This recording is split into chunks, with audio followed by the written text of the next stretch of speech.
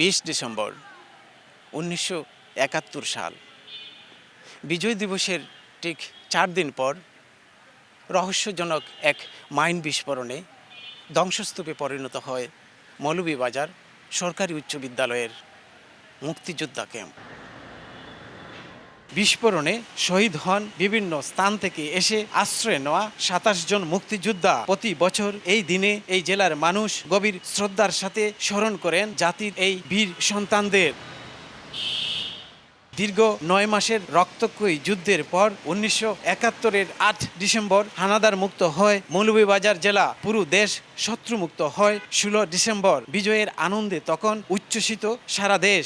মুক্ত দেশে মুক্তি বাহিনীর হেডকোয়ার্টার স্থাপিত হয় মৌলভীবাজার সরকারি উচ্চ বিদ্যালয়ে। বিভিন্ন সেক্টরের মুক্তিযোদ্ধারা সেখানে এসে জড়ো হন। জমা পড়ে বিপুল পরিমাণ অস্ত্র ও গোলাবারুদ। সেই সঙ্গে বিভিন্ন স্থানে পুঁতে রাখা ট্যাঙ্ক বিধ্বংসী মাইনও তুলে এনে রাখা হয় বিদ্যালয়ে। 20 ডিসেম্বর দুপুরবেলা মাত্রই কেঁদে বসেছেন মুক্তিযোদ্ধারা। বাড়ি ফিরতে হবে, সংসারের হাল ধরতে হবে, সেসব পরিকল্পনা নিয়েই মশগুল সবাই। ঠিক সেই সময়েই আকস্মিক বিস্ফোরণে কেঁপে উঠে পুরো এলাকা।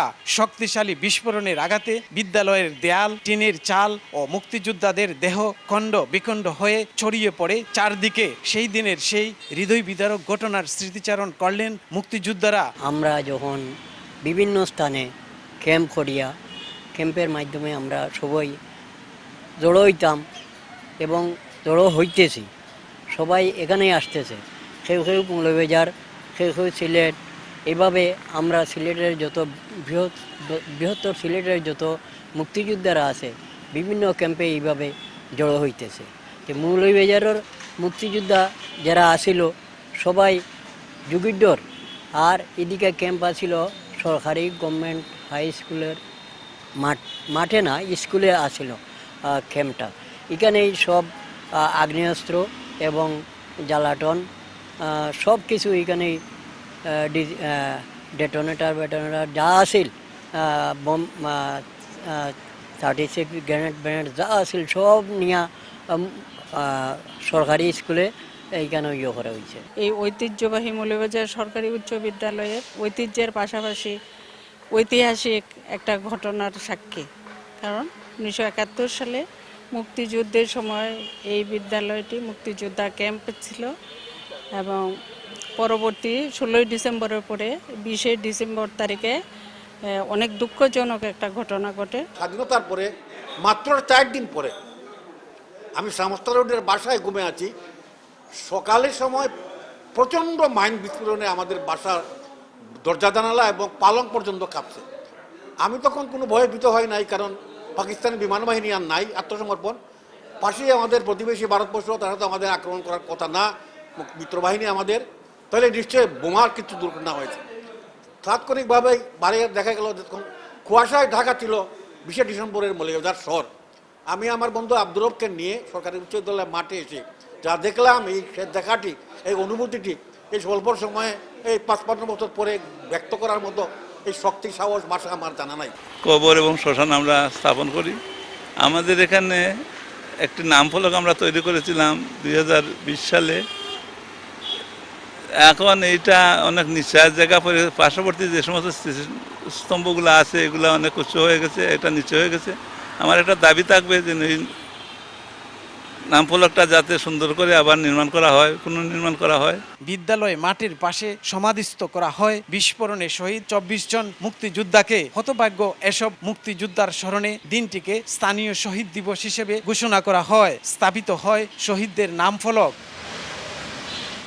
জেলা মুক্তিযোদ্ধা কমান্ড আহ্বায়ক মোহাম্মদ জামাল উদ্দিন আহমদ বললেন, ক্যাম্পে বিস্ফোরকগুলো একত্রিত করে রাখাটাই ভুল ছিল। আর জেলা প্রশাসক তহিদুজ্জামান পাবেল শহীদ মুক্তিযোদ্ধাদের নাম ফলকটি সম্প্রসারণের আশ্বাস দেন। যতক্ষণ পর্যন্ত গ্রেনেডের ডেটোনেটর সহ গ্রেনেডের ওই পিন ওপেন করা না হয় ততক্ষণ পর্যন্ত সেটা বাস্ট হবে না। কিন্তু পিন বন্ধ করে লক করে যদি ডেটোনেটর হ্যান্ড গ্রেনেডের ভিতরে থাকে তাহলে সেটা বাস্ট হয় না। কিন্তু সেটা অরক্ষিত অবস্থায় বাইরে ছিল, যে কারণে হয়তো একটা সিগারেটের টুকরা বা অন্য কোনো কারণে, যে কোনো কারণে সংঘর্ষ না হওয়া পর্যন্ত, সেটা আঘাত না লাগা পর্যন্ত সেটা বিস্ফোরিত হবে না, এবং সেই কাজটি হয়েছিল, অতর্কিতে হয়েছিল। এই জন্য আজ পর্যন্ত অনেক সরকারি আসছেন, অনেক সরকার গেছেন, কিন্তু এর কোনো সঠিক সমাধান আমরা পাইনি। বীর মুক্তিযোদ্ধা সহ স্থানীয় জনসাধারণের দাবি রয়েছে সাধারণ ছুটি ঘোষণা করার কথা, সেটা আমরা আমাদের ঊর্ধ্বতন কর্তৃপক্ষকে আমরা তাদের নজরে আনবো। আর এছাড়া স্মৃতিস্তম্ভ এটা একটু বড় কলবরে করার একটা দাবি রয়েছে, সেটাও ইনশাল্লাহ আমরা প্রশাসনের পক্ষ থেকে তাদের দাবির সাথে আমরাও একাত্মতা প্রকাশ করে একটা যথাযোগ্য মর্যাদায় একটা সুন্দর করে যাতে একটা স্মৃতি ফলো করা যায় সেই ব্যাপারে আমাদের উদ্যোগ থাকবে। স্বাধীনতার 54 বছর পেরিয়ে গেলেও কেন এবং কিভাবে এই মাইন বিস্ফোরণ ঘটেছিল সেই রহস্য আজও উন্মোচিত হয়নি। শাহ অলিদুর রহমান, সময় সংবাদ, মৌলভীবাজার।